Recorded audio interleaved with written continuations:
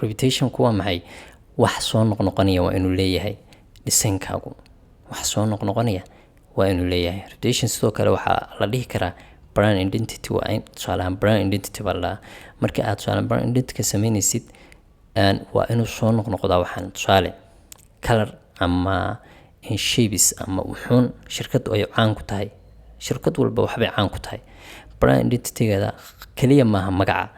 waxay noqon kartaa loogada waxay noqon kartaa colorka wax badan bay noqon kartaa waa inaa marka la socotaa qofkan marka designka u sameynaysa waxyaalo soo laalaaban kara ama website-kiisa ama flyerkiisa waa inuu jiraa marka u sameynaysa qofka designka okay tusaale aynu ku saabsan reputationka ama brand identity-ga tusaale shirkadan Fujian Coffee la dhaho waa shirkadan hadda ka hor u shaqeynay marka maxaad arkaysaa shirkadan alaabteedu inay isku mid yihiin okay patternka ay adeegsanayso farta ay adeegsanayso loogada inay isku mid yihiin qofkii koobkan qaata aan ogeyn pattern boxka kan hadduu maalin kale arko boxka kan okay wuxuu dhahayaa waxaa le Fujian Coffee baale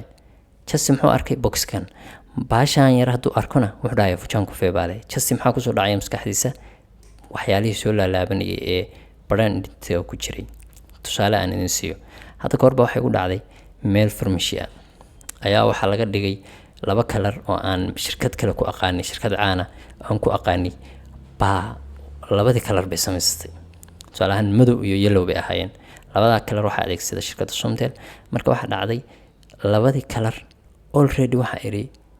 anon magacii akhrin baa xiri okay branch cusub halka wax ka furatay shirkadda Somtel sana uu eegay ogta kalaradii ay ku qafilan aniga laakiin si ma ogi magacii baan arkay marka waxa iri okay new farmashi miya labada kalar qaata oo kalarkii Somtel bay u dhaadhaceen marka already maskaxdeeda waxa qaatay labada kalar inay leeyihiin shirkadaas okay soo kale shirkadaha waddankeena ka jira Hormuud Golis markaad aragto brand identity-gooda markaba waad garanaysaa waayo waxyaalo soo noqnoqda ay leeyihiin oo gaar iyaga marka intaasan ku soo koobaynaa principles of design marka waa inaad og tahay waxa aad sameynayso kulban idin rajaynaya